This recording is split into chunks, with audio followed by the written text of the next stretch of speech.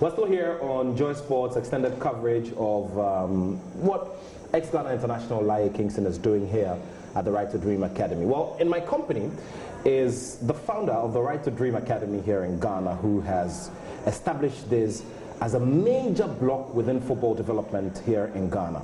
Now, he has produced many names who are now effectively pursuing their dreams in different places in the world.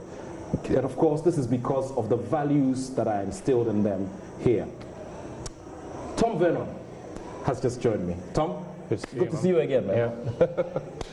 Tom, tell me, it's been a very, very long and stressful journey in trying to establish this place and making it a whole educational unit for the kids. As you sit here now, it's 2020 we're in. I mean, when you look back, what are some of the things that strike you, and what level of satisfaction do you get? I think, you know, we started together, right, in the early days, and so there's a lot of us who've been working at this for a long time now, and I started here in Ghana with, you know, with coaching. But I'm really proud of where we've got to today. I think that, you know, it's easy to look at the names of players that have come from the academy, and now everybody's excited about Mohamed Kudus coming through. And scoring on his debut for the Black Stars. Scoring on his debut, which wasn't a surprise for us because, you know, in FCN, you know, we see that all the time. But I think beyond that, you know, maybe people don't realize quite as much what we're doing with women's football here. I bought a women's club in Denmark in the 4th division. Now we're 3rd in the Premier League, and we should go to Champions League next year. And that's a big part of the structure for women's football. We have now 15 girls from the academy here studying at universities and schools in America. And then also on the educational side, we've started to get students into Stanford, into the Ivy Leagues. We've raised about $45 million of scholarships for our kids in America as well. So I think the story of our players and now the purchase of FCN, which is the first Colts team in Africa ever to buy a football club in Europe. Everybody knows a little bit more about that, but the level of investment that we make in education, and that's also come through with our robotics, where we finished higher than any team in African history in the World Robotics Finals, because we invest so much here in our STEM education. So I think when you scratch beneath the surface, you can see that we're used to football academies in Ghana. We saw Feyenoord come and go, we saw Red Bull come and go, we saw Ajax come and go. And there's some reasons for that, and we've managed to sustain ourselves and grow. And I think the focus on education, and you talked about it at the start, the focus on values, but Ghanaian values, you know, the key reason why we're still standing and moving forwards, because it's not easy at all. You know, when you go up to Europe and you see an academy in England, a Category 1 academy, gets £2.5 million a year from the Premier League. And I don't consider ourselves to be an academy here. We're a Colts team. That's how we started. There's no way of registering an academy in Ghana, so we're a Colts team. And there's no structure for support from government or from GFA for reasons that I understand. So you've got to do it all on your own. So you know, the fact that we've managed to achieve some of those things educationally in the women's game, as well as the elite sort of football results, you know, we're really proud. Tell me about the transition and, you know, the big leap from being that one coast club somewhere in West Africa and now dreaming big and actually living the dream of, you know, fully owning a club in Europe. I mean, that process, that switch. Yeah, I think first of all, in some ways for Right to Dream, it's disappointing that we couldn't do all of that here, but I think, you know, we've all seen the processes that Ghana football has been through in the last few years, where the corruption in the referees and everything was exposed, which everybody knew about.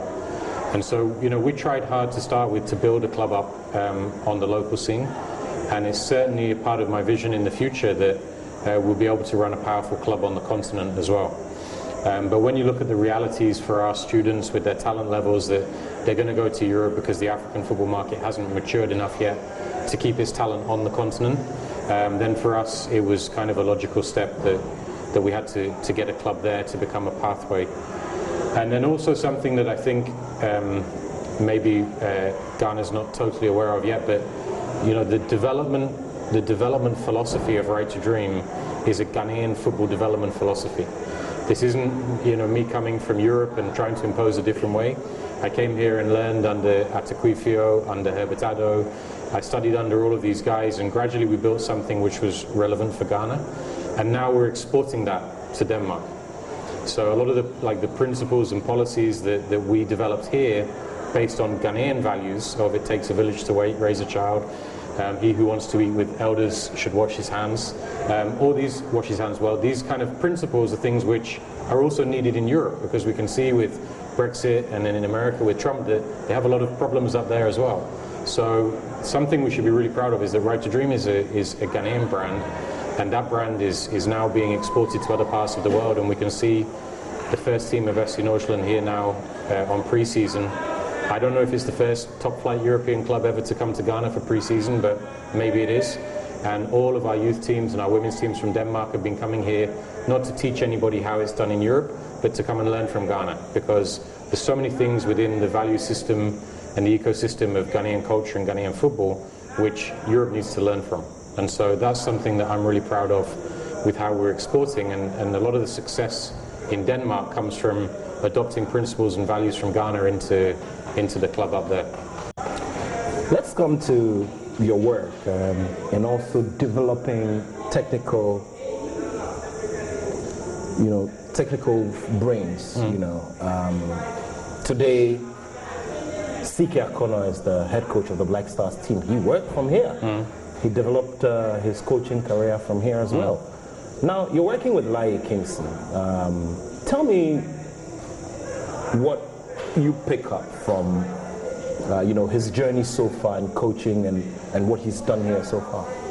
Well, obviously the CK and Otto Addo was with us in FC Nordsjælland as well before going to Dortmund, and Didi Dramani is full-time. So we're investing heavily in the development of Ghanaian coaches, and now with Laie and Derek, who you spoke to, is on our scouting team.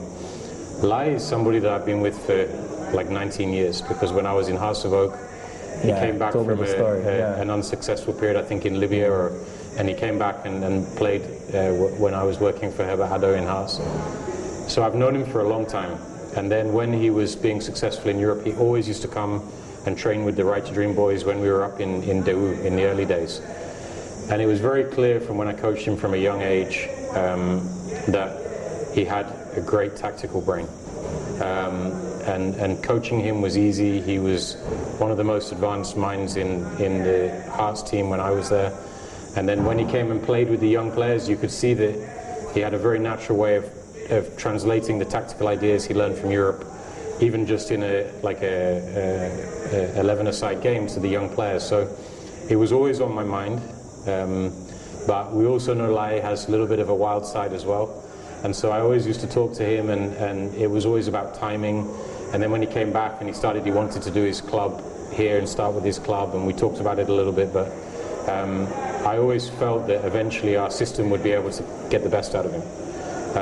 And so now I'm really proud that he's joined, because he's got a great tactical eye. And alongside that, we all know that he's very charismatic. And to be able to feel the passion, the love for the game, the energy from a coach, that's a natural thing. You can't develop that in a coach. Either you have it or you don't. But the technical brain, it can just be developed. So that's what the process that he's in now. There's thousands of top players in Ghana.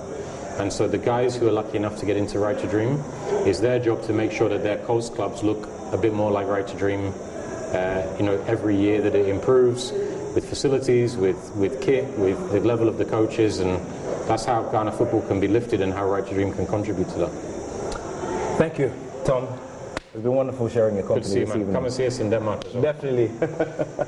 So, Tom Vernon, a founder of the Right to Dream Academy, somebody with vast experience when it comes to the football space here in Ghana. He's worked with the clubs, he's worked with the players, he's worked with the coaches, and of course, he's working with the young ones who definitely form the future picture of what our football should be like.